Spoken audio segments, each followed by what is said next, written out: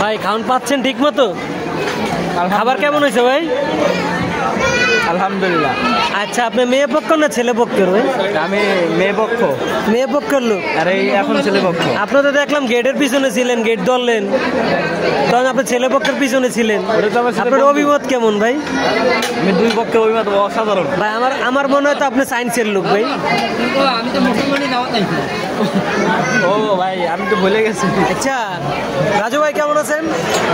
খাবার কেমন হয়েছে ভাই? আচ্ছা ভাই, আপনি কোন পক্ষের লোক ভাই? আমি মুসলমানের পক্ষে। নুনু কার কাটাইছে? ইসমাইলের। ভাই আপনার নুনু কাটার অনুভূতিটা একটু শেয়ার করবেন প্লিজ।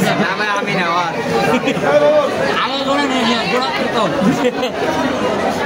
আর ভাই আপনি মেডিকেলের পক্ষ থেকে আসছেন?